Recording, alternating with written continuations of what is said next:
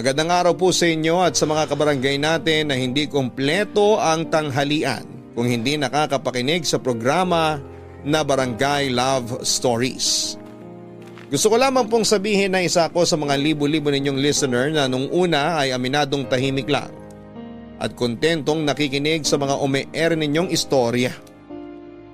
Pero hindi nagtagal ay nakita ko na lamang ang sarili kong aktibong nagbibigay ng payo at komento sa mga tampok ninyong kwento sa live at online para sa mga kabarangay natin na nangangailangan nito. Yun din po ang dahilan kung bakit ako nag-decide na sumulat sa inyong istasyon. Pero bago ko po umpisahan ang kwento ko ay gusto ko po munang sabihin na may pagkasensitibo ito at may ilang detalye akong babaguhin para na rin sa privacy ko at ng mga taong sangkot dito. Hiling ko lang na sana'y lawakan ng mga kabarangay natin ang kanilang pangunawa upang mapakinggan ng buo ang istorya ko. Tawagin niyo na lamang po ako sa pangalang Paulina. Taga Pasig, 30 years old, may 5 anak. At kinakasama na ang pangalan ay Dado. Isang kahig, isang tuka. Ganyan ko po ilalarawan ang pamumuhay namin simula noong nagsama kami sa isang bubong matapos niya akong mabuntis sa panganay namin, Papa Dudut. Tapos ay taon-taon na akong nanganganak.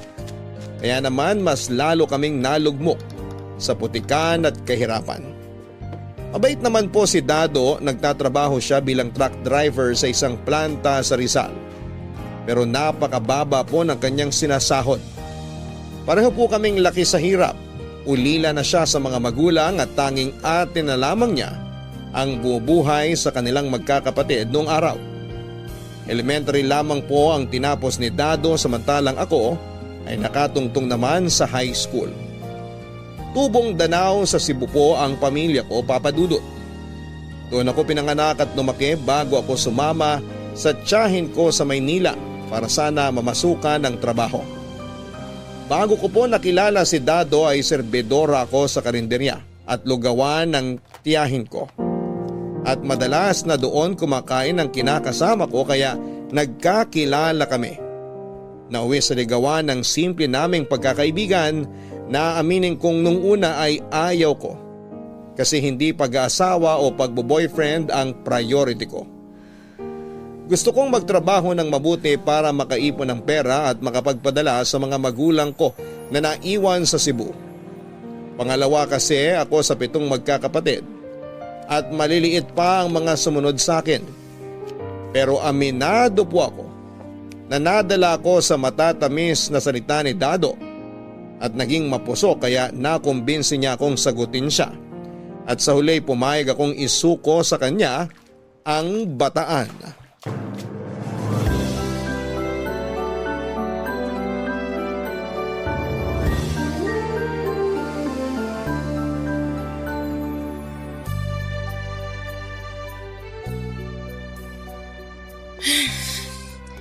Itong 2,000 para sa upa, itong 500 sa tubig, tapos itong 800 sa utang sa tindahan. Pero kulang pa rin pala. Paano kaya to? Hi baby ko! Mwah! Dado, ano ba? Kita mo nang may ginagawa yung tao eh. Bakit ang sungit mo? Kinis ko lang naman yung baby ko. Hindi na ako baby. Tsaka tigil-tigilan mo nga pagtawag-tawag sa akin yan. Sungit talaga. Ano na naman bang kasalanan ko? Sige nga. Tinatanong mo pa, ha? Siyempre, para alam ko, di ba? Kahit naman malaman mo, wala ka pa rin ginagawang paraan para di na ako magalit sa'yo. Ano na naman ba kasing problema mo sa akin? Kakabigay ko lang ng sweldo ko sa'yo, galit ka pa rin? Sinong di magagalit? Kulang na naman tong binigay mo sa akin. Ni halos wala nang matira pambili natin ng bigas, panggatas at pang-diaper ng mga anak mo. Yung pangatlo mo, bibilan ko pa ng gamot kasi malambot ang dumi. Paano ko pa yun magagawa? Kakarampot lang itong binigay mo. Sa upa lang at sa tubig, said na tayo. Ay, pasensya ka na. Ngayong cut-off kasi yung medyo malaking kaltas sa amin. Tapos naghulog pa ako dun sa kinuha kong cellphone sa kaibigan ko. Yan ang nga bang sinasabi ko. Laki ring pakinabang sa atin ng perang binabayad mo dun sa pesting cellphone na yun. Sinabihan na kasi kita na huwag kang padalos-dalos sa pagkuha ng hulugan. Pagtatalunan ba ulit natin to, Paulina? Di ba nag-usap na tayo tapos pumayag ka na? Oo, pero mapilit ka kasi. Para kang batang nagmamaktol nung unang beses kong sinabi na hindi. Nakakairita ka. Sira na naman kasi yung cellphone ko. Kailangan ko rin yun sa trabaho. Eh di sana yung mas murang kinuha mo, hindi yung gusto mo pala talaga yung mamahalin. Oh, kita mo? Kinakapos tayo ngayon. Nandito na to eh. Tsaka nakakadalawang hulog na ako. Ayaw naman ipabalik sa akin to kasi kasama sa kasunduan na walang balikan. Ilang buwan mo pa ba yan huhulugan? Mga 6 pa, baby. 6 na buwan pa tayong magtitiis sa gutom dahil sa kapulpulan mo, Dado. Hindi naman tayo magugutom kasi nagkatrabaho ako. Pinagmamalaki mo sa akin yung trabaho mo na may kakarampot na sweldo at mas lamang pang thank you sa mga overtime mong di nababayaran? Ay, nagsabi na naman ako sa HR. Ilalapit daw sa management yung mga overtime ko na di pa nababayaran. Parang nung nakaraang buwan pa yung pagsasabi mo hanggang ngayon wala pa ring balita. Makakaraos din tayo, baby. Huwag mo sabi ako baby. Paulina naman eh. Ikaw kumausap doon sa may-ari ng tindahan na inuutangan natin.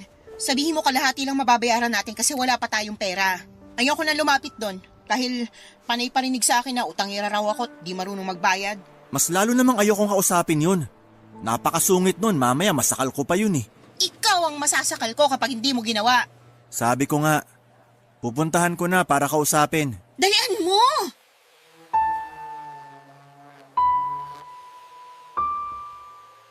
Tulad ng sinabi ko, mabait si Dado. Hindi niya ako kailanman sinaktan o pinagsalitaan ng masama at masakit simula noong nag-live-in na kami. Mahal na mahal po niya ako, Papa Dudut. At mas lalo kong naramdaman ang pag-ibig niya sa akin noong nagkaanak kami. Kaya lang ay masyado siyang mainit sa kama dahilan para magkasunod-sunod ang mga anak namin. Katwiran niya sa akin noon ay mas marami, mas masaya. Akala ko ay totoo yun hanggang sa maranasan naming magutuman ng mga anak niya dahil sa mababa, kulang at kung minsan ay delay niyang sahod. Ilang beses na rin ako noong nagmakaawa sa mga kapitbahay namin para lamang makautang ng pera upang maibili ko ng gamot ng mga anak ko noong minsang nagkasakit sila.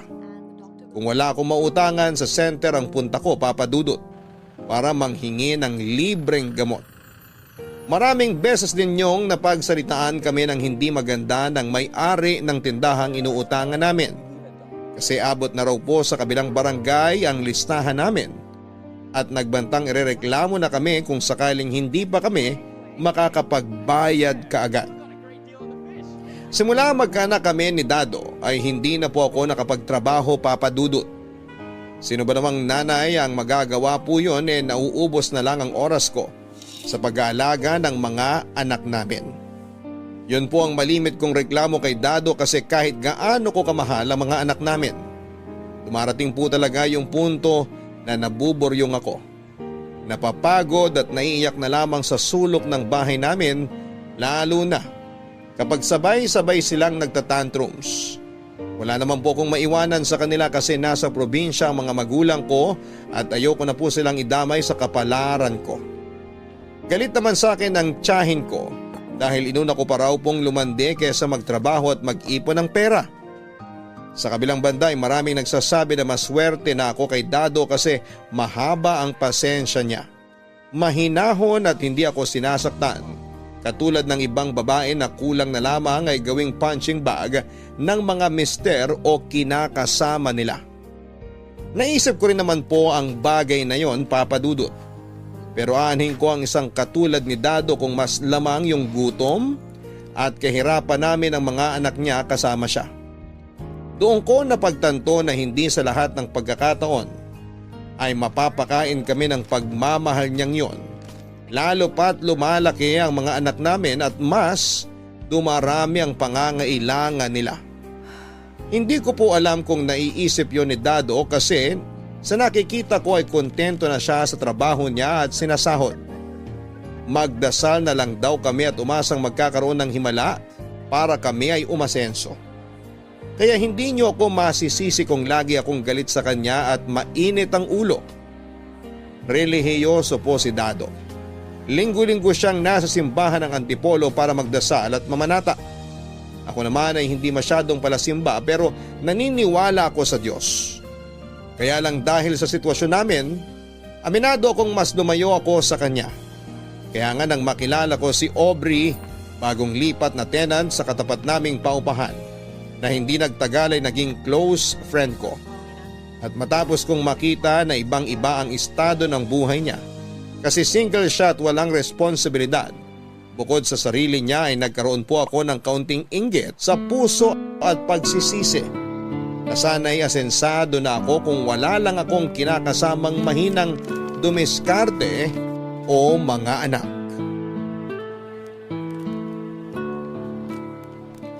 Sensya ka na, Aubrey. Makalat bahay namin, ha. Di na ako makapagligpit eh. Tinatamad na kasi ako, kinakalat din naman ang mga anak ko. Naku, ayos lang yun. Ako nga na walang anak, makalat yung bahay. Pero naglilinis naman ako pag sinipag ako. Buti ka nga may choice kasi wala ka namang anak. Di katulad ko. Nakalima na agad kami ni Dado. Ilang taon ka na nga ulit? 25 pa lang ako. Bata pa. Oo nga, pero di naman ako makapagtrabaho kasi sino mag-aalaga sa mga anak ko? Wala naman ako maiiwanan. Sa bagay, mahirap nang magbili ng mga anak sa ibang tao, lalo sa panahon ngayon. Maraming abusado. Kunwari santa pero demonita pala. Marami akong napapanood na ganyan sa balita kaya nakakatakot. Oo, pero hindi naman yun ang pinoproblema ko kasi wala naman talaga kaming pera para kumuha na mag-aalaga sa mga anak namin ni Dado. Kapos na kapos kami.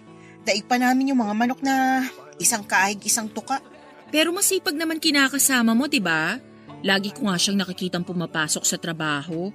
Swerte mo nga sa kanya kasi yung ibang lalaki dyan, napakabatugan. Nagpapalaki lang ng anes nila tapos sila pa may ganang manakit ng asawa o karelasyon? Masipag nga pero kulang sa diskarte. Aanhin ko naman yung sipag niya kung kulang at mababa naman lagi yung sahod na binibigay niya sa akin. Alam mo, inggit nga ako sa iyo eh. Kasi buti ka pa. Nakukuha mo pang magpariband ng buhok. Tingnan mo buhok ko, sabog na, pangit pa. Hindi na madaan sa conditioner tapos bihira pang nasasayaran ng shampoo. Hindi naman halata, okay lang yan. Saka huwag kang mainggit sa akin. Kung gusto mo, ipapasok na lang kita sa racket ko. Para naman may pampariband ka ng buhok. May pampasalon ka pa. Saan? Doon sa pinapasukan mong call center? Ayoko, hindi ako masyado marunong mag-English. Baka interview pa lang, pumalpak na ako, nakakahiya. Di naman yun kung ayaw mo. Racket na, di ba? Bukod kasi doon, may iba pa akong trabaho. Talaga? Baka naman masama yan ha? Gaga, walang masama sa ginagawa ko, no? Saka alukin ba naman kita ng racket kung ipapahamak lang din kita? Mabuti na yung nagkakaintindihan tayo, lalo maliliit pa mga anak ko, Aubrey. Kaya nga gusto kitang tulungan kasi maliliit pa ang mga anak mo. Yung kikitain mo rito, pwede mong ipambili ng pangangailangan nyo. Lalo na sabi mo madalas kayong kapusin sa sweldo ni Dado. O sige, pero ano bang racket yan? Basta, promise mo muna na hindi mo ako i-judge tapos magkaibigan pa rin tayo pag nalaman mo, ha? Sabihin mo na. May sugar daddy ako. Ha? Sugar daddy? Oo, nakilala ko online. Tapos, binabayaran niya ako kapalit ng mga sinisend kong video ko sa kanya. Hindi ba yun masama? Hindi Saka, nasa tamang edad na ako at pumayag naman ako sa gusto niyang mangyari. Sabi niya sa akin, kung may kilala pa raw ako, baka gusto kong yayain. Madali lang naman ang gagawin. Magpapadala ka lang ng sexy video mo. Hindi kailangan kitang muka. Tapos ayun na, instant money. Palagay mo kaya ko yan? Kayang-kaya mo yan. Nai-insecure ako sa katawan ko eh. Paano kung di naman ako ganun ka-sexy? Sexy ka. Gigil na gigil nga sa'yo si Dado eh. Ha? Paano mo naman nasabi? Kasi nakalima nga kayong anak. Malamang, ibig sabihin, mainit siya sa'yo sa kama.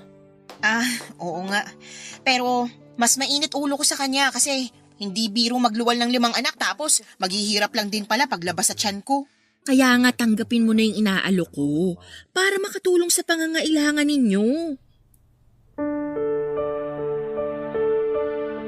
Abot langit po ang kabako sa inalok sa aking pagkakakita ni Aubrey Papadudut. Wala po kasi talaga akong ideya na meron palang ganong klase ng trabaho. Yun bang sekreto sa madla kasi nakakahiya at hindi katanggap-tanggap sa lipunan? Pero naisip kong hindi naman yon masama dahil hindi ka naman nagnanakaw o nangaapak ng kapwa mo. Kumbaga ay nasa tibay na lang talaga ng sikmura at pananaw kung paano mo titingnang hindi nakakasuka o nakakahiya ang iyong ginagawa. Kaya kahit nung una ay nagdadalawang isip ako, sa huli kinonsidera ko na rin ang alok niya, Papa Dudut. Meron lamang akong problema ng mga panahon na yon. Para tuluyan ko ng kagatin ang alok sa akin ni Aubrey. Yon ay walang iba kundi ang relasyon namin ni Dado. Siya po ang first boyfriend at tatay ng mga anak ko. Ni minsan ay hindi ako tumingin sa ibang lalaki o naisip na magloko sa kanya dahil mahal ko siya. Kaya nga nagtatalo ang konsensya ko at ang realidad. Marami akong tanong sa isipan ko. Marami akong pagtitimbang na ginawa. At sa paglipas ng mga araw na walang progreso o asenso ang buhay namin, kasama na ang mas tumataas na demand ng pangangailangan ng pamilya ko. Pero kulang naman ang perang pambili at panggastos namin, ay mas nadadagdagan yung dahilan upang pumayag ako sa offer ni Aubrey na magbenta ng laman kapalit ng salapi, Papa Dudut. Pera ang ugat ng lahat ng kasamaan sa mundo. Yan po ang laging sinasabi sa akin ng nanay ko, kaya siguro'y sapat na sa kanila ni tatay na mayroon lamang silang kakarampot na kita at kontento na lamang na binibigyan kami ng aming mga kamag-anak para mairaos ang araw-araw naming pamumuhay. Kaya nga grade 6 pa lamang ay napilitan na akong magbenta ng kung ano-anong pagkain sa eskwelahan namin tulad ng mga sitserya na nabili ko mula sa ipon kong baon araw-araw. Tapos noong high school na ako ay namasukan ako bilang tindera sa isang burger machine dahil kalahating araw lamang ang klase namin noon, Papa Dudut. Sa kabila ng pagsisikap ko ay naging mailap na sa akin ang swerte.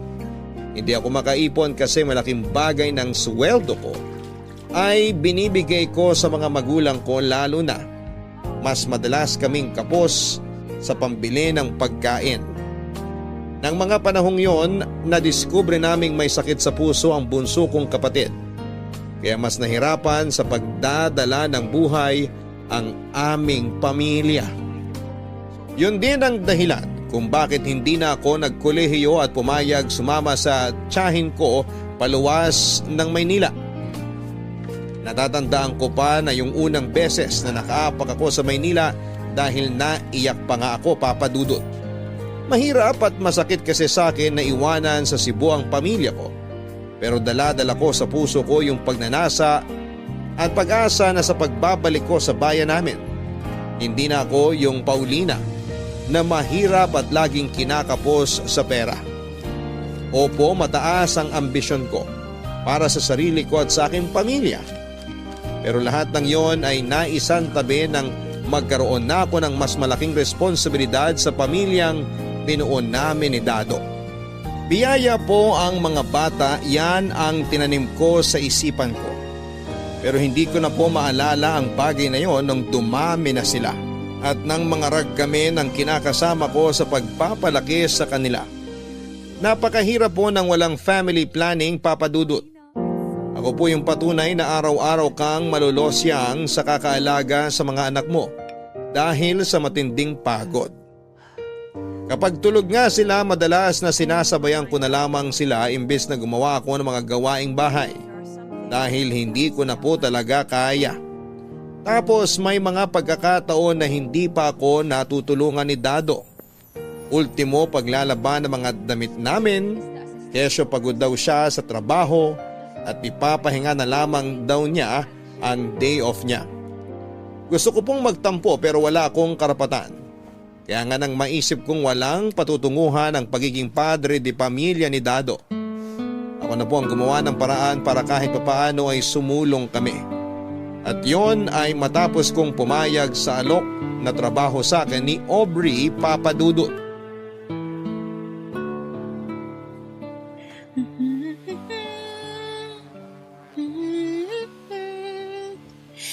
Yan, meron na kaming pang ilang araw na supply ng gatas para sa mga anak ko. Tapos may mga biskwit din. Hindi na sila malilipasan ng gutom. Wow! Dami naman yung grocery mo, baby. Marami talaga. Para yan sa mga anak natin tsaka rito sa bahay. Grabe, mukhang mamahalin pa yung iba rito ah. Lalo na tong, ano nga to? Hindi ko mabasa, basta sauce. Huwag mo na kasing basahin, basta yun na yun. Sabi nung babae sa grocery kanina, masarap yan pang sarsa sa gulay kaya binili ko. Oh, tapos ito, nakabili na rin ako ng gamot at vitamins para sa mga anak natin. Panay kasi sila sipon at ubo. Lalo na yung panganay mo, ang hina ng resistensya. Pero hindi ko pa naman sweldo ah. Saan mo kinuha pambili ng mga grocery na yan? Pati itong mga gamot at vitamins sa mga bata. Ha? Ano kasi? Huwag mo sabihin sa aking nangutang ka. Hindi bakit ko naman gagawin yun? Di lalo tayo nalubog. Tsaka igagaya mo pa ako sa'yo na utangero. Sakit mo naman magsalita, baby. Totoo naman, di ba? Patunay ang cellphone mo. At nabalik na naman po sa cellphone ko yung usapan. Babalik at babalik talaga tayo sa cellphone mong yan hanggat hindi mo pa yan nababayaran ng buo. Kaya huwag kang magre-reklamo dahil pag naaalala ko, yung pamimilit mo sa akin na kuhanin yan, nayaya mo talaga ako. Oo na, pero sagutin mo na lang. Saan mo kinuha yung perang pambili mo ng mga yan? Sa racket namin na Aubrey. Aubrey? Yung dyan nakatira sa tapat nating paupahan? Oo, siya nga. Si Aubrey. Close pala kayo? Oo, bakit? Wala lang. Akala ko kasi hindi siya lumalabas ng lungga niya eh. Bihira ko lang kasi siya makita. At bakit gusto mo siyang makita, ha? Wala namang dahilan, baby. Panggabi sa call center si Aubrey kaya malamang tulog siya pag-araw. Okay, pero ano yung sinasabi mong racket niya? Ano? Nag-online selling siya ng mga damit tsaka bag. Binibili niya dun sa Divisoria at Taytay tapos pinapatungan niya na lang para may kita siya. Sinabihan niya ako na i-share ko raw yung live niya sa group page sa Facebook para mas maraming makakita at bumili. Tapos, kukomisyonan niya ako. Kaya ako may pera ngayon pambili ng grocery natin. Malaki ba komisyon mo? Sakto lang, pero kapag maraming bumili sa kanya, oo, malaki. Hindi ba siya lugi? Bakit ba ang dami mong tanong? Wala naman, gusto ko lang malaman. Kung nagsasayang ka na doon para may panghapunan tayo, no? Kesa kung ano-ano bang pinag-uusisa mo, masyado ka. Sungit mo talaga sa akin, baby. Huwag mo sabi ako matawag-tawag na baby. Magsayang ka na doon. Oo na, ito na oh. Magsasaing na po, kamahalan.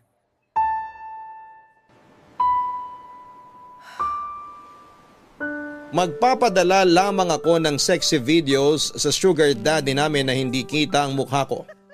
Tapos ay babayaran niya ako ng pera at para sa akin ay hindi na ako lugi kasi yun lang naman ang gagawin. 5,000 po ang unang sweldo ko na ibinigay sa akin ni Aubrey. Pero 7,000 raw talaga yon. Kinuha niya lang yung 2,000 kasi siyang nagpasok sa akin.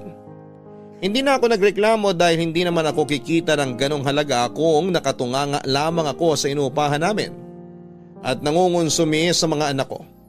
Kung tatanungin ninyo ako kung paano ko yon ginawa ay hindi ko na po masyadong idedetalye pero syempre palihim at patago. Minsan pagtulog na ang mga anak ko at nasa trabaho si Dado. Pumupunta ako sa inuupahan ni Aubrey para doon mag-record. Siya rin kasi ang nagpapadala ng mga videos ko, Papa Dudut. Malaki po ang tiwala ko sa kaibigan kong yon na hindi niya ako ipapahamak. Literal na kumakapit ako sa patalim. Pero inspirasyon ko naman dito ang mga anak ko. Kumbaga hindi ko lang ito ginagawa para sa sarili ko dahil pamilya ko ang pangunahing rason kung bakit ko pinasok ang ganitong klase ng trabaho. Sabihin nyo nang wala akong bait sa sarili pero mas masisiraan ako ng ulo kapag patuloy kaming malilipasan ng gutom. Dahil lang sa wala kaming sapat na salaping pambili ng makakain.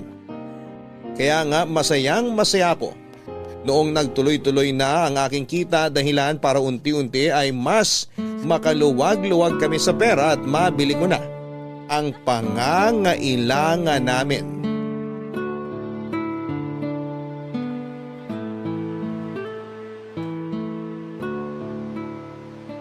Ano?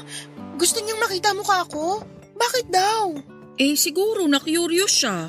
Galing mo kasing gumiling dun sa huling video na pinadala natin. Ayoko.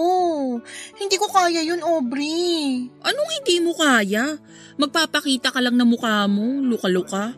Yakang-yaka mo yun. Paano pag napahamak ako? Paano pag kumalat yung video tapos… Gaga, tigilan mo nga yan. Hindi yun kakalat. Saka hindi ka mapapahamak. Wala ka namang ibang gagawin. Kikembot ka lang. Hahawakan mo sarili mo tapos ayun na. Gusto lang talaga niyang makita mukha mo. Magbabayad siya ng mas malaki. Kaya huwag ka na mag-overthink. Gaano kalaki? Depende. Baka doblehin niya kasi maganda ka naman, girl. Totoo ba yan? Oo, girl.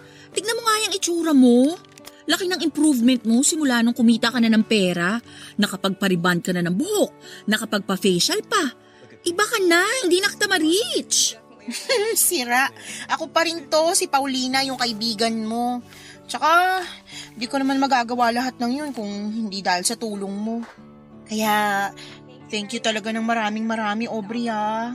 Wala yun.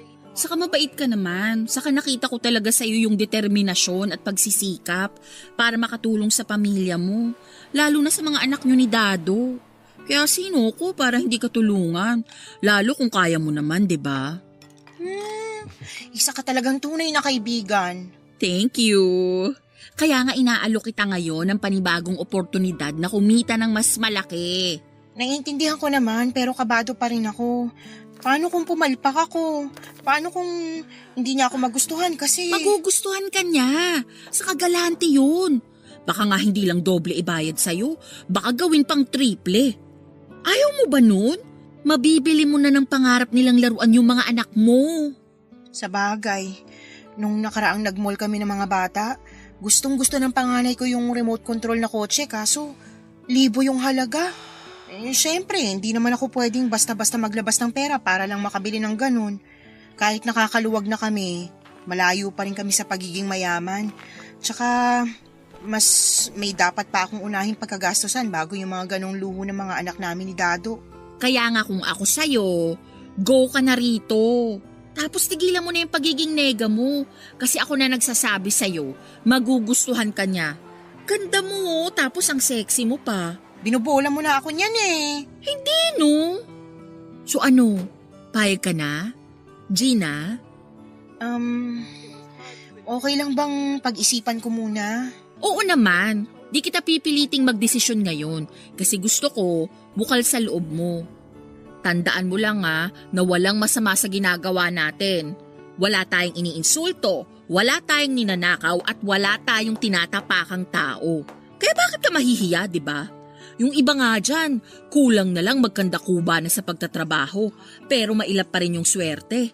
Ikaw, oportunidad na ang lumalapit sa'yo. Gagawin mo lang isunggaban.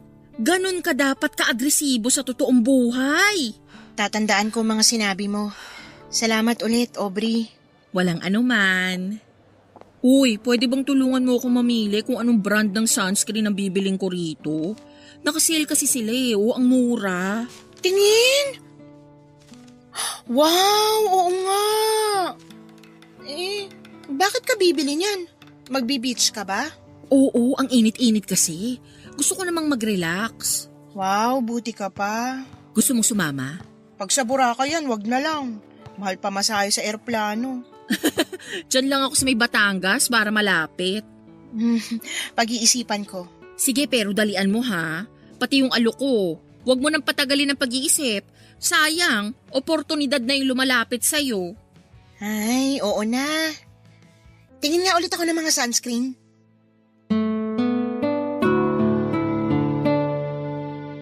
Ang tao ay walang kakontentuhan hanggat meron siyang ambisyon sa buhay.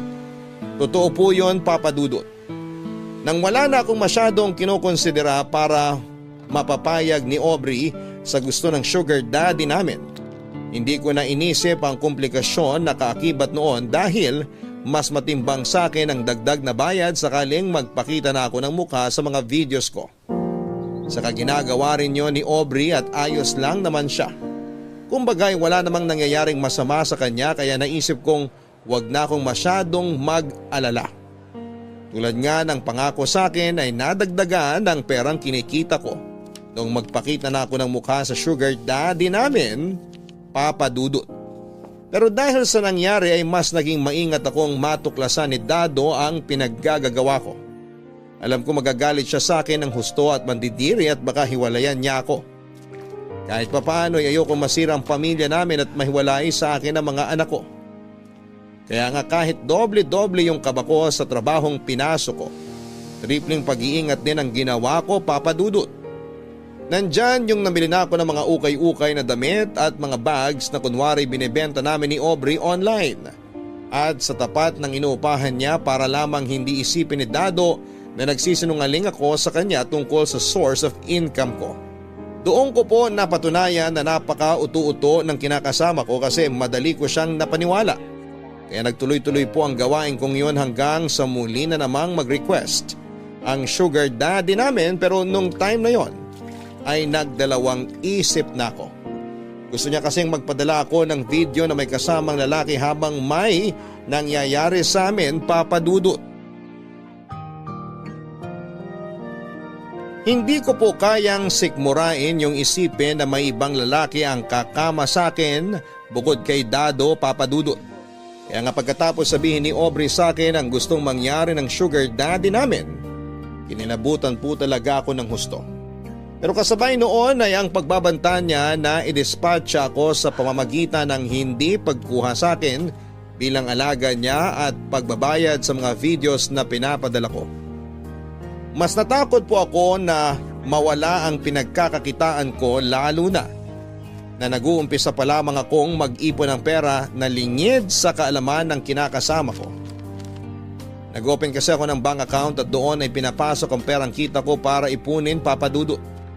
Bukod doon, masaya rin ako dahil nakakapagpadala na ako sa pamilya ko sa Cebu at natutulungan na rin sila sa pang-araw-araw nilang pangangailangan. Kaya nga kahit nakakatakot noong una, ay hindi ko malulong yung realidad na kailangan kong gawin ang bagay na pinapagawa sa akin, ay pumayag na rin ako. Kasama ko si Aubrey noong unang beses naming inirecord ang video ko na kahalikan ko ang isang lalaki. Tapos ay doon na nga po may nangyari sa amin.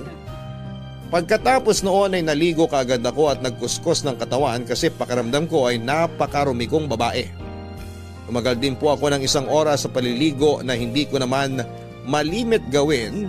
Masigurado ko lamang na nawala na sa katawan ko ang laway at amoy ng lalaking pinayagan kong galawin ako alang-alang sa mas malaking pera. Pero lahat ng hiya at pandidiri ko sa aking sarili ay nawala noong matanggap ko na ang tripling halaga ng bayad sa akin kapalit ng naturang video, Papa Dudut.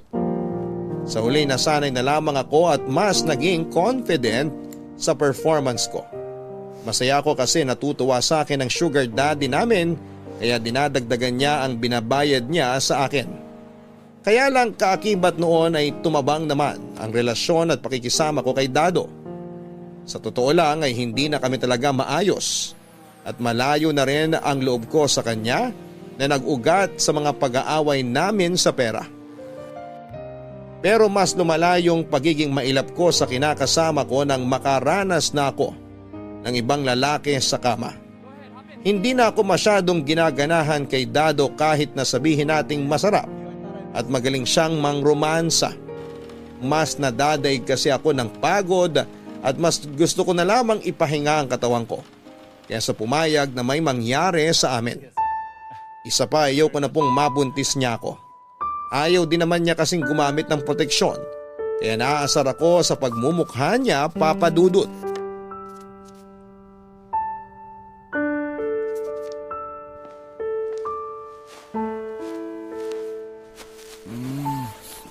Baby, ano ba? Pakis lang eh. Anong pakis? Ayoko nga sabi. Shhh! Baka magising ang mga anak natin. Eh ano naman, para ikaw magpatulog sa kanila kung ayaw mo pa matulog. Paulina naman, ano bang klaseng ugali yan? Para ka namang ewan eh. Wow! Ako pa talaga yung parang ewan ha. Kumusta ka naman kaya? Naglalambing lang naman yung tao. Yan ka na naman sa palusot mo. Naglalambing tapos ano, mauuwi na naman sa bubuntisin mo ko, ganon? Anong masama doon? Magkarelasyon naman tayo. Masamang masama yun para sabihin ko sa'yo, Dado. Hindi kita maintindihan. Ano bang pinagsasasabi mo? Hindi ko alam kung talagang pinanganak kang mahina make up o talagang bobo ka lang. Makinig ka ha, ipapaliwanag ko para maintindihan ng pulpul na katulad mo. 5 na yung mga anak natin. Tapos ang babata pa ng mga yan, plano mo na naman dagdagan natin? Blessing naman yung mga bata, Paulina. Kami nga, 8 kami magkakapatid nun. Masaya naman kasi marami kami. Anong masaya doon? Yung atin nyo nga yung naghirap para mabuhay kayo kasi maagang nawala yung mga magulang nyo. Tsaka, wag mo na nga akong linyahan na blessing yung mga bata kasi marami rin mga kapatid ko, Dado. At hindi yun blessing dahil napakahirap ng pamilya namin. Siguro, pwede pa yung tawaging blessing kung mayaman mga pamilya natin. Kaso hindi eh. Naranasan kong sumala sa pagkain. Kasi kailangan ko pang hatian mga kapatid ko sa kakarampot na pagkain binibigay sa amin nila nanay at tatay. Tapos hindi ko akalain na ganun din mararanasan ng mga anak mo dahil sa hina mo dumiskarte sa buhay. Kung hindi pa kita tinulungan sa pagtatrabaho, sa kangkungan na tayo pupulutin ito. Ay, bakit palagi mong sinusumbat sa akin yung pagiging driver ko? At bakit hindi ko isusumbat sa'yo? Sige nga, tatanong-tanong ka pa? Hindi ka marunong makiramdam? Nagsisikap naman ako para sa pamilya natin. Kaso mailap yung swerte. Hindi ako naniniwala sa swerte. Mas naniniwala ako sa diskarte. Aanhin mo yung pagsisikap mo kung hanggang pagsisikap ka na lang. Ni walang aksyon, ni walang gawa, puro ka lang salita. Tsaka, hindi mo ako masisisi kung nagkakaganto ko sa'yo. Mukha kasing wala kang pangarap eh. Para sa kaalaman mo, marami akong pangarap. Talaga ba? Kasi kung totoong sinasabi mo, hindi ka ganyan mag-isip. Blessing daw ang mga bata kasi sila nga 8 magkakapatid. Sana kasi dun pa lang na-realize mo na hindi madaling magpalaki ng mga anak tapos wala ka pang sapat na kakayahan para mabigay yung mga pangangailangan nila. Kung sanay kang gumapang sa putikan para lang masabing na iraraos mo araw-araw ang pamilya mo, pues ibahin mo ko. Pagod na ako maging mahirap. Sawang-sawa na ako sa buhay nating isang kahig, isang tukadado. Kaya sana maisip mo yan. Dami mo namang sinabi. Parang gusto ko lang naman humalik sa'yo ah. Yun lang, di mo pa mapagbigyan. Masyado kang madamot. Madamot na akong madamot. Tsaka kung gusto mong humalik, yung dingding natin halikan mo. Oo na. Hahalikan ko na lang yung dingding. Buti pa yun, di nagrereklamo. At hindi nanunumbat. Dahil sa nangyari, nanlamig sa akin si Dado at nung una ay wala naman akong pakialam doon kasi naisip ko na baka napagtantunan niya ang mga sinabi ko. Na pwedeng pag-isipan niya ang tungkol sa sitwasyon namin gayong hindi naman bumabata ang aming mga anak. At hindi rin talaga afford na magdagdag pa kami ng isang bibig na pakakainin dahil nga nagmamahal na ang mga bilihin sa merkado. Bukod doon ay paano niya pag-aaralin ang mga anak namin kung meron pa kaming binibilhan ng gatas at diaper. Lahat ng yon ay gusto kong isuksok sa kukote ni Dado. Kaya napagsalitaan ko na lamang siya ng masasakit sa huli naming pagtatalo. Kaso yun na rin ang umpisa ng pagkakaroon ng lamat ng aming relasyon. Bukod sa hindi ako pisikal na sinaktan ni Dado, hindi rin po siya ng bababae. Kasi mahal niya raw ako at ang mga anak namin kaya bakit siya gagawa ng bagay na sisira sa aming pamilya. Inahangaan ko po siya ng gusto sa aspetong yon dahil bibihira na papadudot ang mga lalaking pinapanindigan ng kanilang pamilya at kusang umiiwas sa tukso. Kaya nga nung ako na ang nanlamig at nanloko para po akong binuhusan ng malamig na tubig sa mga kabulastugang ginawa ko. Doon na ako kinain ng matinding hiya sa sarili, sa mga anak at sa kinakasama ko papadudot. Hindi ko na po magawang titigan si Dado dahil sa labis na pagkakonsensya ko sa ginagawa ko sa kanya kapag nakatalikod siya. Iniiputan ko siya sa ulo dahil lamang sa pagiging ambisyosa ko. Natatakot po akong makarma kaya nga bago patuluyang masira ang pamilya namin, ay ako na po ang kusang kumabig papadudot. Kinausap ko si Aubrey para magsabing ayoko na. Gusto ko nang itigil ang ginagawa namin papadudot. Gaga ka ba? Gaga na akong gaga pero sigurado na ako, Aubrey. Ayoko na. Gusto ko nang tigilan tong ginagawa natin. Ikaw lang yung titigil. Huwag mo akong idamay dyan. O sige, ako lang pala. Pero nakakainis ka pa rin. Kasi kung kailan ayos na, kung kailan malaki na ang kita mo rito, saka mo pa talaga naisip yan? Hindi ka ba nakikinig sa akin? Nakukonsensya na ako sa ginagawa kong to kay Dado. At kailan mo pa naramdaman yan, Aber? Basta, Imposible naman na nagising ka na lang isang umaga tapos nakonsensya ka na bigla. Hoy, para sabihin ko sa'yo, hindi ka na malinis na babae. Walang magbabago kahit itigil mo pa yung ginagawa mo kasi nagawa mo na. Nagkasala ka na kay Dado kasi may nangyari na sa inyo ng ibang lalaki. kaya nga gusto ko nang tumigil. Oo, hindi na ako malinis dito. Alam ko naman yun. Wala na akong planong linisin pangalan ko pero ayoko nang dagdagan yung mga kasalanan ko kay Dado. Sana naman maintindihan mo, Aubrey. Pinipilit ko pero hindi ko pa rin talaga gets. Bakit ba kasi? May nangyari ba sa inyo ni Dado? Nanlalamig na siya sa akin. Nagsimula yun nung ilang beses ko rin siyang tinanggihan sa kama. Natatakot ako na baka mambabae siya kapag nagpatuloy pa yung ganito. Kasalanan mo naman pala bakit ganun si Dado sa'yo eh. Bakit kasi hindi mo pa siya pinagbigyan? Huwag mong sabihin na mas nasarapan ka na sa ibang lalaki na kumama sa'yo kaysa sa karelasyon mo. Hindi naman sa ganun, pero... Ganun na rin yun. May pahindi-hindi ka pa. Lokohin mo lelang mo, Paulina. Kaya nga ayoko na. Please, Aubrey. Sana maintindihan mo. Huwag mo nga akong madaliing intindihin yung baluktot mong katwiran kasi naiinis ako sa'yo. Bakit ba kasi? Ayaw mo nun? Masusolo mo na yung sugar daddy mo. Pag wala na ako, mas malaki kikitain mo. Palagay mo sa akin. May iba akong trabaho, Paulina. Hindi ako katulad mo na ginawang main source ng income yung dapat racket lang. Naalala ko dati, game na game ka sa ginagawa natin tapos ngayon? Ay, ewan ko sa'yo. Masyado mong pinapairal yung emosyon mo. Ayoko lang tuluyang masira pamilya namin. Mahal ko si Dado. Mahal ko ang mga anak namin. Palibhasa, hindi mo alam yun kasi wala ka namang asawa at mga anak. Ah, ganon. Paano kung sabihin ko sa'yo na hindi ko kailangan ng asawa o mga anak para maging masaya? Kasi akala mo lang masaya magkaroon yan pero mas nakaka-depress pa yan sa pag-iisa. Kaya wala kang karapatang ipamukha sa akin na walang nagmamahal sa akin porque hindi ako katulad mo, no? Saka mahiya ka nga sa balat mo, Paulina. Sino sa atin yung losyang, pangit at hindi na naaayusan kasi panay alaga sa mga anak niya?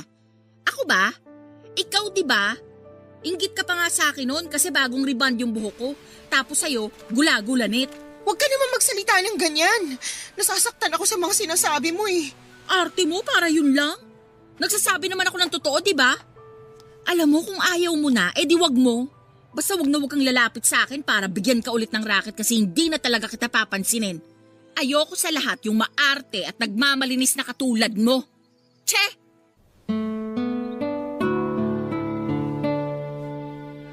Nagalit sa akin si Aubrey dahil daw mas pinairal ko raw ang aking emosyon. Pero sa huli wala na rin siyang nagawa, Papa Dudut. Hindi na niya ako pinilit na gawin yung ginagawa namin para kumita ng pera. Kung tatanungin niyo ako kung anong pakiramdam ko ng mga panahong yon, magsisinungaling ako kung sasabihin kong hindi ako nangihinayang. Masaya rin naman ako na hindi ko na niloloko si Dado pero alam kong malaki na naman ang magbabago sa buhay namin. Lalo na hindi na ako kikita ng malaki para matustusan ang pangangailangan namin. Kaya lang tinatagan ko ang loob ko na mapapaunlad ko yung kaunti kong ipon sa loob ng 3 buwan kong pagbebenta ng laman. Kaso'y hindi mo talaga masasabi kung kailan ka sisingilin ng karma, Papa Dudut. Akala ko kapag tinigil ko na yung ginawa ko sa kinakasama ko ay hindi na ako babalikan ng kapalaran. Na kung kailan desidido na akong ayusin ang pamilya at relasyon namin ni Dado, doon ko na pala sisimulang pagbayaran ng mga kasalanan ko sa kanya. Nagtuloy-tuloy po ang panlalamig sa akin ni Dado at lahat ng pag-iwas na ginawa ko sa kanya noon, lalo na sa kama ay pinaranas niya sa akin. Bukod doon, ang dati kong hindi mabisyong mister ay panay na ang paglalasing. Isang gabi umuwi siyang lango sa alak at gumagapang na lamang papasok sa inuupahan namin. Hindi ko na alam kung papaano siya nakauwi sa amin ng ligtas at kumpleto ang bawat parte ng katawan niya. Inakay ko siya papasok at nung maiupo ko na siya sa aming kawayang bangko para mas maasikaso. Nakita ko sa liig niya ang hindi lang isa kundi maraming pula-pula sa balat niya na mula sa leeg papunta sa kanyang dibdib.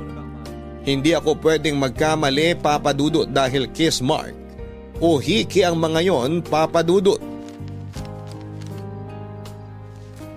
Doon ko nakumpirmang may babae si Dado at kahit na gustong gusto ko siyang saktan, sampalin, kalmutin at suntukin ng gabing yon, ay nagpigil ako ng aking sarili. Nasikaso ko pa rin siya hanggang maayos siyang nakatulog bago ko umiyak sa banyo namin, Papa Dudut. Sobra po talaga akong nasaktan kasi ni sa hinagap ay hindi ko akalain na magagawa sa akin yon ng kinakasama ko. Hindi lang ako makapagreklamo dahil alam ko sa sarili kong hindi rin naman ako naging tapat sa kanya sa pagsasama namin, pero hindi ba pwedeng magbago ang isang tao? Saka mahal ko po si Dado. Hindi ko masikmura na meron siyang ibang babaeng kinakama bukod sa akin dahil ako ang live-in partner niya. Kaya nga kahit ayaw ko ay nakaramdam ako ng matinding panibugho sa kung sino man ang babaeng kinakalokohan ni Dado. Ayoko pong mawala sa akin ang tatay ng mga anak ko, kaya sinabi ko sa sarili ko na gagawin ko ang lahat. Mahuli ko lamang at mailagay sa dapat niyang lugar yung kalantarin ni Dado. Kaya lang ay naramdaman po ni Dado na pinaghihinalaan ko siya. Kaya mas naging matinik siya sa pagtatago sa akin kung sino ang kabit niya. Naging mailap siya lalo na sa pagpapahiram ng personal niyang gamit tulad ng cellphone. Pero naniniwala ako na pag desidido kang malaman ang totoo ay hindi yon maitatago sa iyo ng mundo. Isang gabi naramdaman ko ang paglundo ng kutsyon namin, indikasyon na may bumangon. Walang iba kung hindi si Dado. Takang-taka ako noong nagbihis siya at lumabas ng bahay namin, alanganing oras ng madaling araw yon.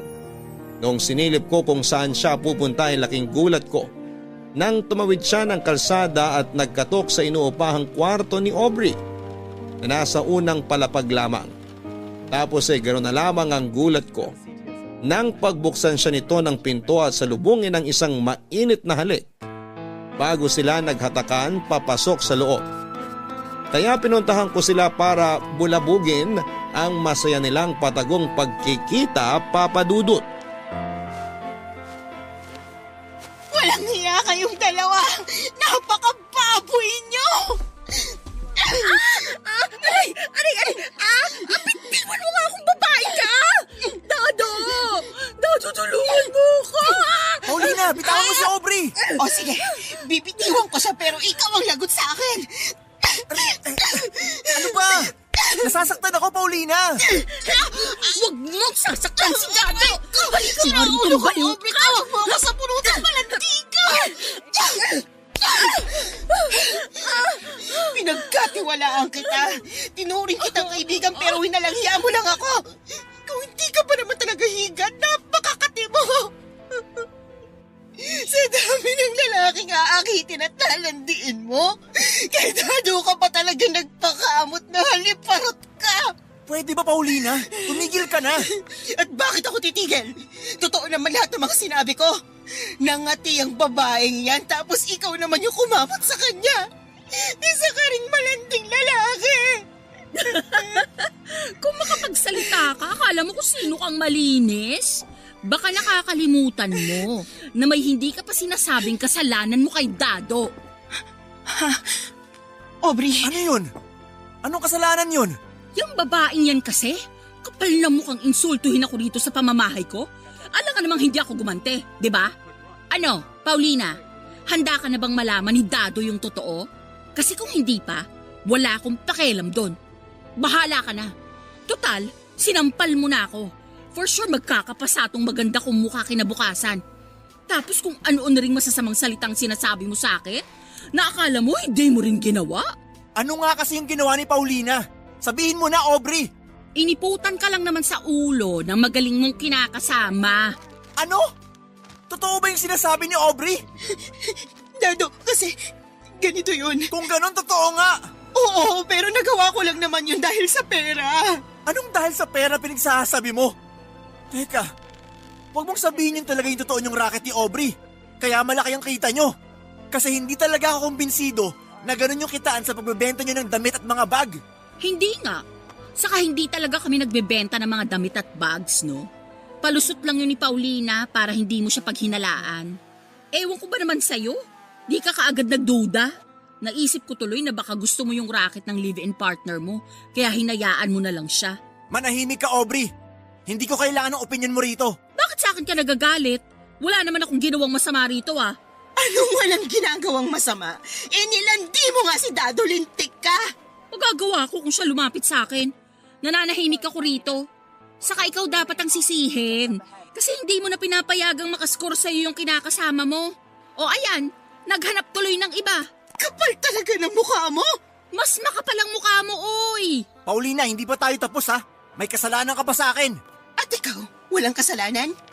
Hoy, Dado, kung akala mo papatalo ko sa'yo, pues mali ka. Huwag kang umakto na akala mo ikaw biktima rito. Ang sama-sama mong tao. Hindi ka lang napagbigyan, lumanti ka na. At sa dinami-dami ng lalandiin mo, si Aubrey pa talaga. Bakit? Kung hindi si Aubrey, ayos lang sa'yo na ibang babae? Katulad ng paglandi mo sa ibang lalaki? Manahimik ka, demonyo ka. Halo-halong senaryo ang naglaro sa isipan ko noong maaktuhan ko. Ang kababuyang yon, kaya naman hindi na ako nagtsinelas na lumabas sa pinto ng bahay na inuupahan namin at nagmarcha patungo sa kinakaroonan nilang dalawa. Hindi na nga nila na ikandado ang pinto dahil sa sobrang pananabik nila sa isa't isa. Kitang-kita ko kung paanong nakalingkis na parang ahas si Dado kay Aubrey. Habang kulang na lamang ay lunukin nila ang dila ng isa't isa. Agad po na nagdilim ang paningin ko kaya naman hindi na ako nakapag-isip ng matino. Sinugod ko na sila para paghiwalayin. Diring-diri ako sa mga pinaggagawa nila sa akin pero mas nanaig po yung matinding galit at puot. Pakiramdam ko, ako yung iniputan sa ulo at ako lamang yung biktima sa aming tatlo ng mga panahong yon. Pero matapos sabihin ni Aubrey sa pagmumukha ni Dado ang mga pinaggagawa ko na hindi niya alam, ay noong ko lang nakita kung paano ako pinandirihan at tignan na para bang napakababa kong uri ng nilalang ng mismong lalaking mahal ko, Papa Dudut. Sobra-sobra yung hinanakit ko sa nangyari. Galit na galit ako kay Aubrey at kulang na lamang ay balatang ko siya ng buhay dahil sa kakatihan at kalandian niya. Hindi ko alam na matagal na pala siyang nakaabang kay Dado kaya hindi ko akalain na tatraydo rin niya ako. Napakasama niyang tao at wala siyang pagpapahalaga sa pagkakaibigan namin. Durog na durog po ako ng mga panahong yon, Papa Dudut. Iyak ako ng iyak at ayokong kausapin si Dado pero wala po akong lakas ng loob na makipaghiwalay sa kanya. At ipaubaya na lamang siya kay Aubrey. Ayokong lumabas na malaking talunan pag nagkataon. Pero hindi ko naman pwedeng alalahanin ng matagal yung nararamdaman ko dahil may mga anak kami. Kailangan ko pa ring isipin at alagaan ang mga bata dahil responsibilidad ko yon bilang nanay nila. Kaya hinayaan ko na lamang si Dado sa pakikiapid niya kay Aubrey dahil napagod na akong magalit sa kanila, Papa Dudut. Opo, sa huli ay sumuko rin ako. At tinanggap na yun na ang karma ko. Mas masakit lang kasi araw-araw pinamumukha sa akin ni Dado ang mga kasalanan ko sa pamamagitan ng lantaran niyang pakikipag-ugnayan kay Aubrey. May punto na tinawag ko ang pansin niya. Nagagalit at inaaway ko siya pero mas lamang po doon yung kakulangan niya sa amin bilang padre de pamilya. Nagkataon kasi na nauubos na yung ipon ko. At hindi na sapat ang perang ibinibigay niya sa amin, Papa Dudut.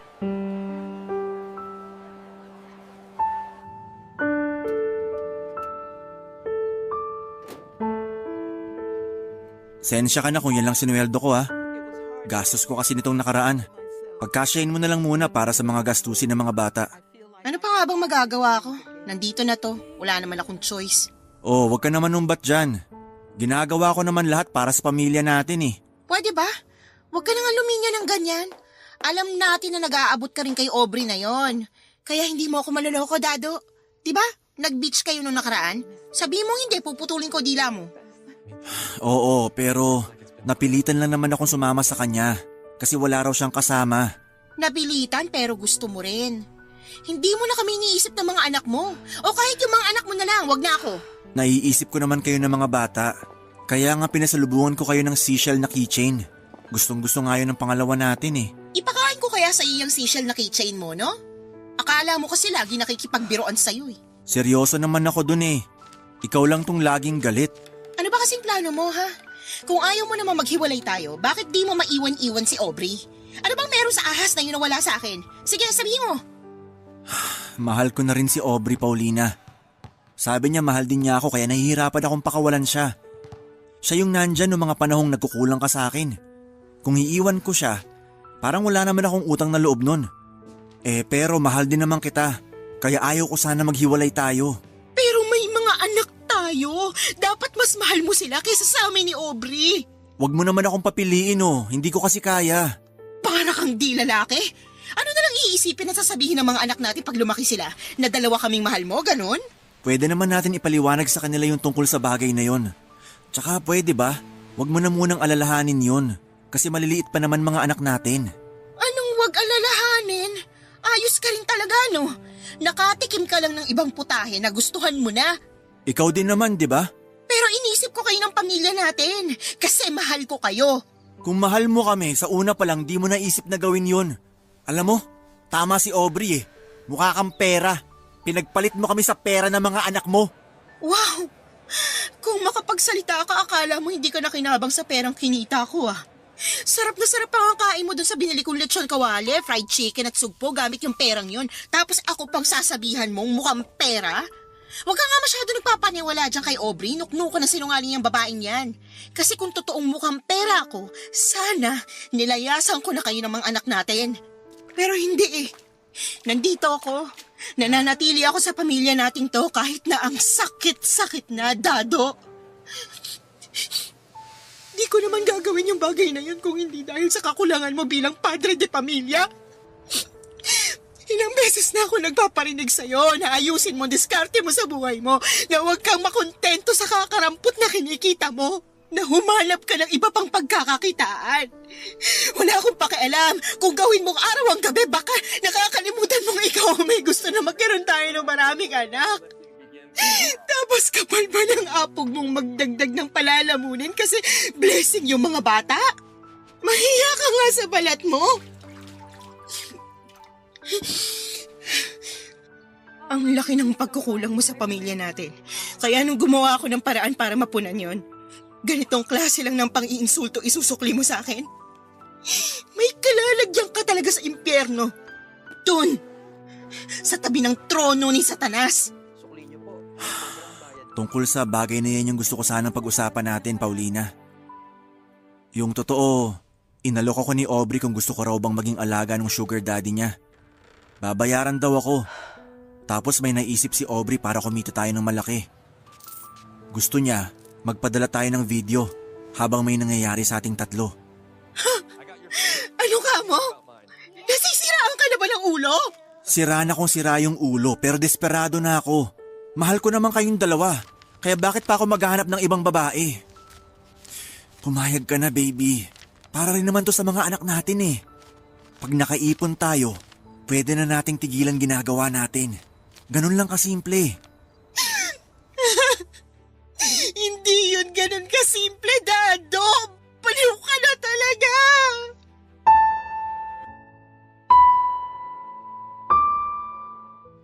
Papadudot, kinilabutan po talaga ako sa gustong mangyari ni Dado.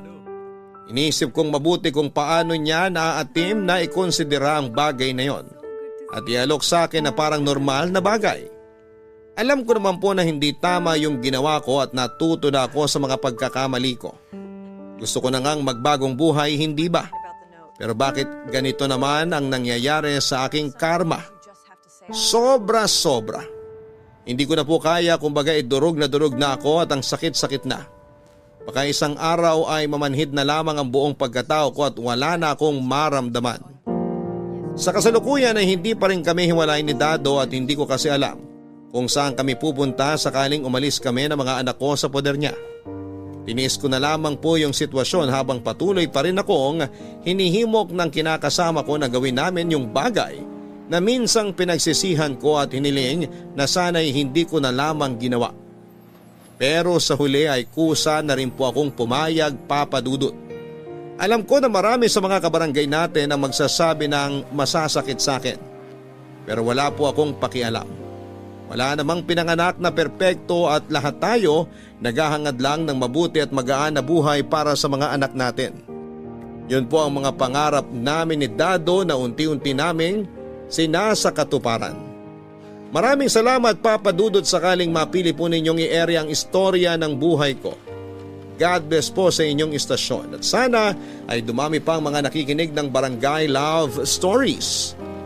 Ang inyong forever kapuso at kabarangay, Paulina. Hindi masama ang pagkakaroon ng pangarap, lalo na kung inspirasyon natin sa pagtupad nito ang mga mahal natin sa buhay. At kapag magulang tayo, natural sa ating gawin ang lahat para magkatotoo yung mga pangarap na ito. Pero lagi nating tandaan na bawat aksyon at desisyon natin sa mga gagawin natin ay may kapalit na komplikasyon. Maaring hindi pa natin yon nakikita sa ngayon, subalit siguradong meron tayong maaapektuhan.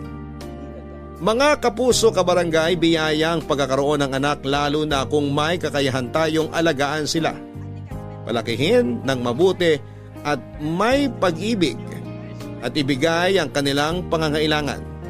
Kaya nga bago tayo magdala ng sanggol sa mundong ito ay pakiisipin natin ng maraming beses kung may kakayahan na nga ba tayong buhayin sila.